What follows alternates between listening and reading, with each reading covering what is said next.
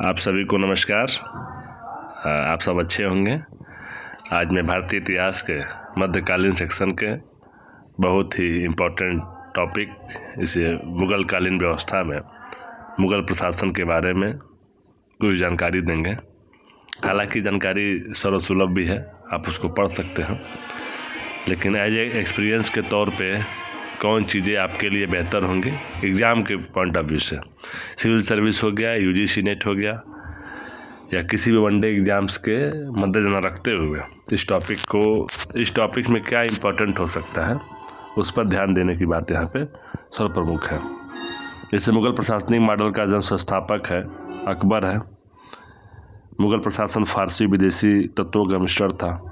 एक सैनिक प्रशासन था जिसमें सदर एवं काजी को छोड़ के से सभी प्रशासनिक अधिकारी सैनिक अधिकारी भी होते थे। जो चीज़ें यहाँ पर हाईलाइटेड हैं वो एग्ज़ाम के पॉइंट ऑफ व्यू से लगभग इम्पोर्टेंट होती हैं। कहीं ना किसी एग्ज़ाम में हो, कहीं ना कहीं एग्ज़ाम में हो देखने को मिलता है। जैसे मुग़ल कालीन राजत्व का स्पष्ट वर्णन अबुल फजल की आईना अकबरी में है।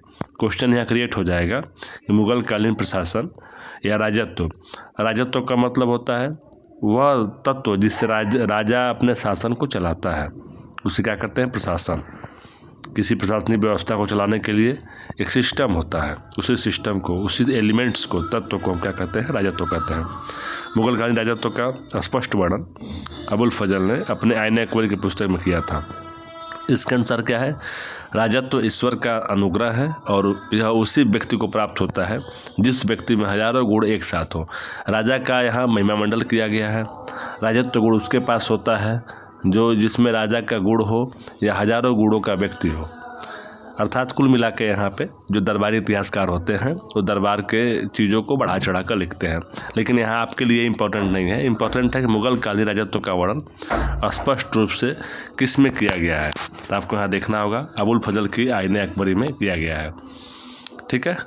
अब अबुल फजल के अनुसार ईश्वर की दृष्टि में राजा में से ऊँचा अधिकारी नहीं होता। अर्थात सब कुछ यहाँ बस एक मतलब है, किसी भी राजतंत्रात्मक व्यवस्था में राजा ही सर्वप्रमुख होता है, भले वो कैसा हो।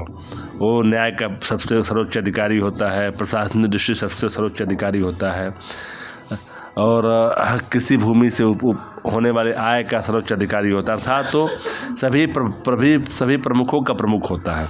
उसके ऊपर कोई शिकंजा नहीं होता है, उसके ऊपर कोई प्रशासन नहीं होता है। प्रशासन के सभी अंगों का वो प्रमुख होता है।